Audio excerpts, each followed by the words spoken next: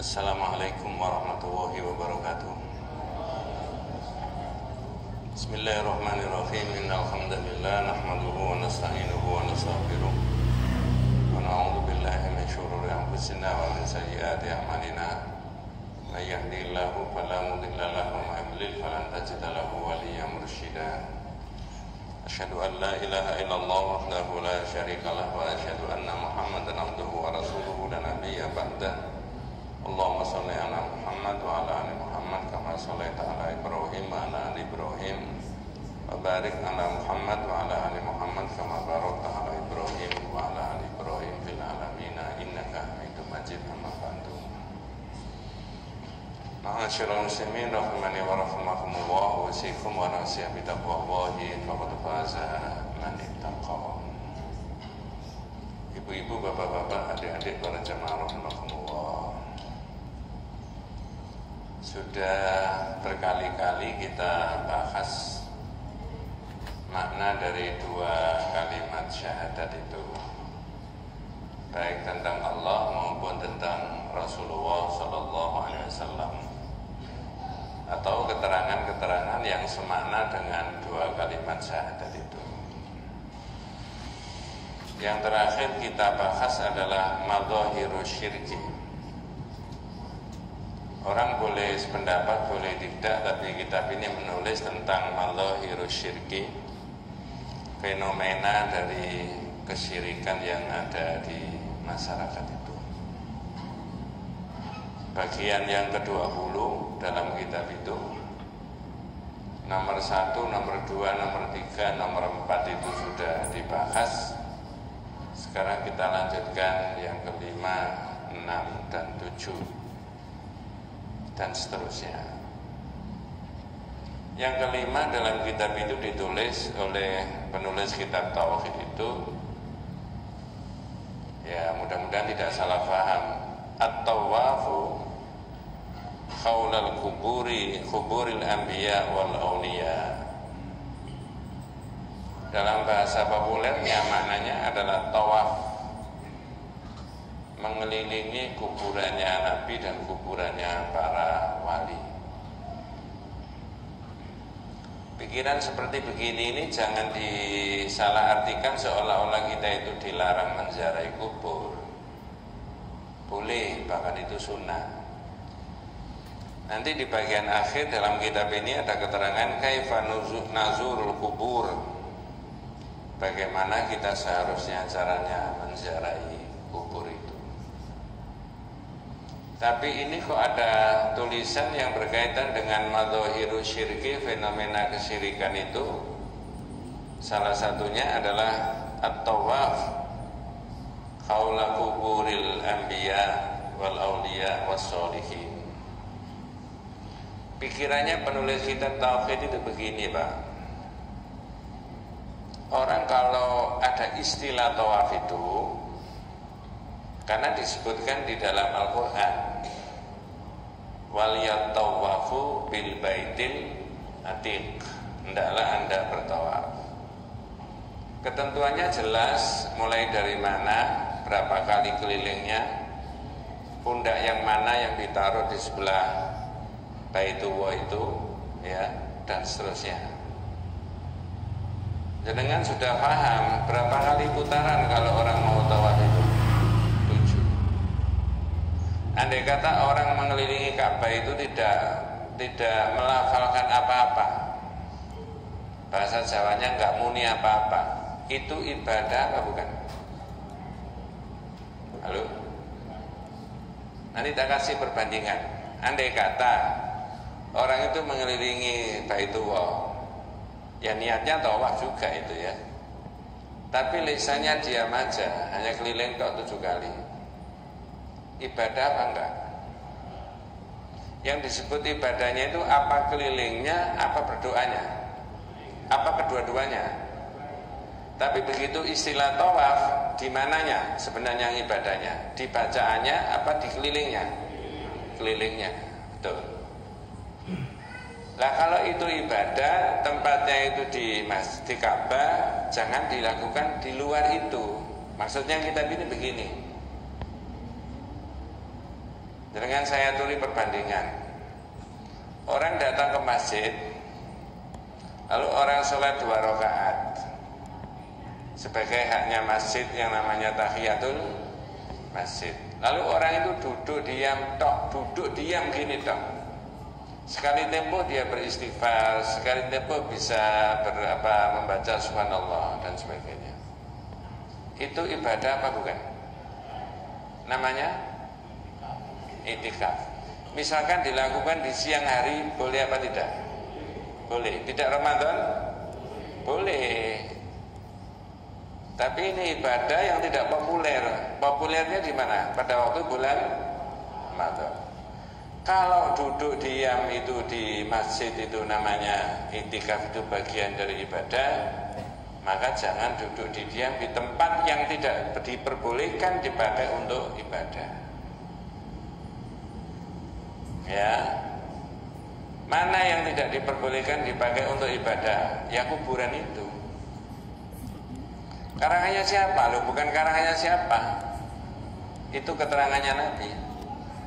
Ya, dalam kitab yang lama itu diterangkan itu.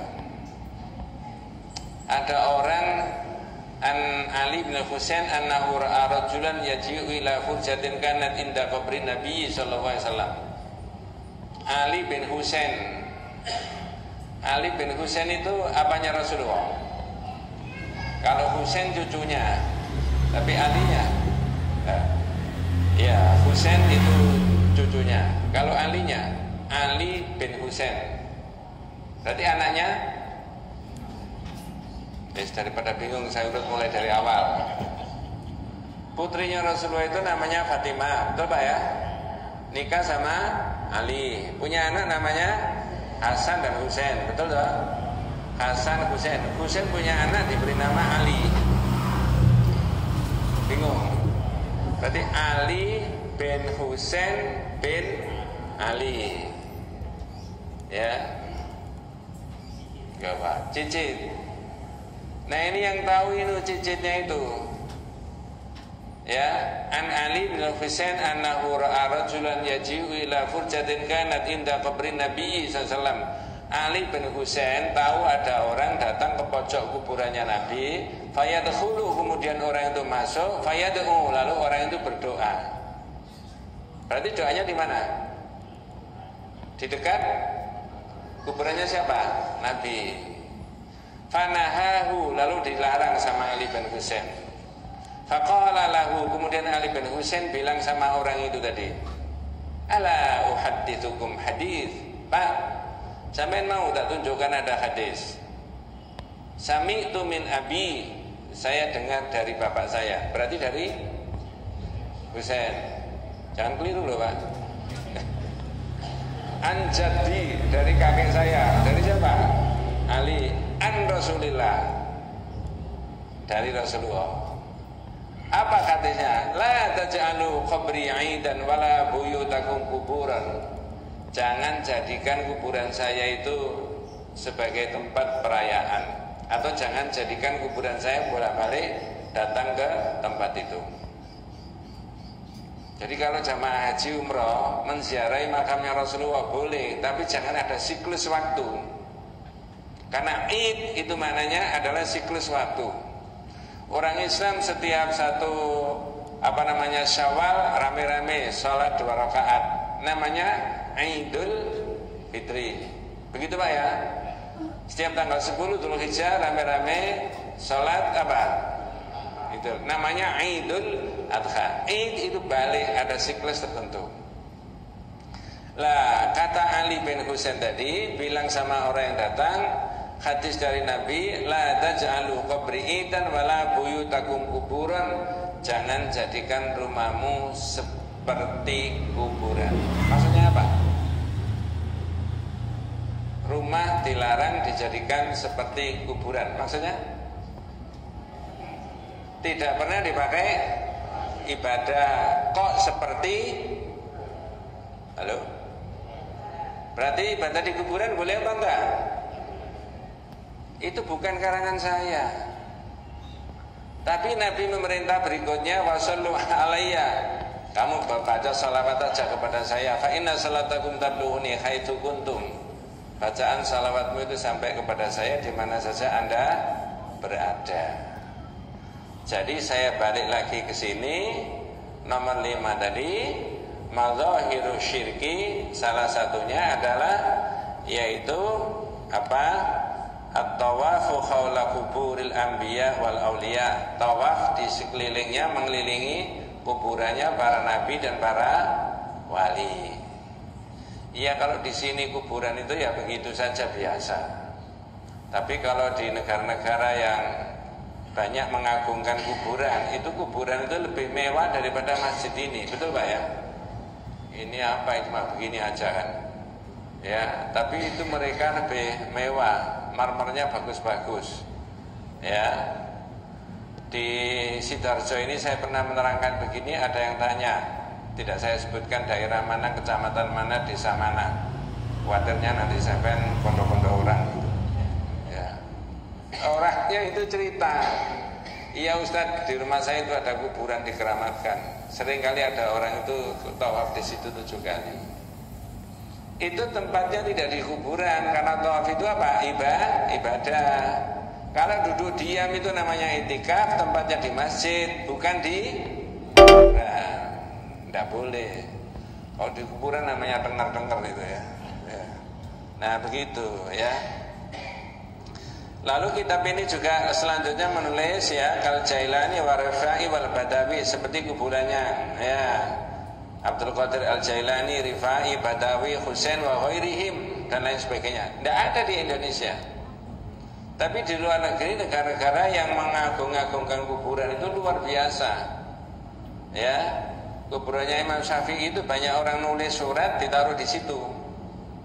Ya, suratnya itu supaya maksudnya isinya dari surat ya bukan bendanya ini, tapi maknanya dari surat itu supaya diaturkan oleh orang yang wafat itu kepada siapa? Allah. Nah, sampai di situ Pak. Coba dibaca kitab-kitab yang lain kan juga begitu ya. Li'anna tawaf ibadatun, karena tawaf itu juga ibadah. La yajuzu illa haulal Ka'bah. Tidak boleh berkeliling tadi yang 7 kali kecuali di mana? Di Ka'bah.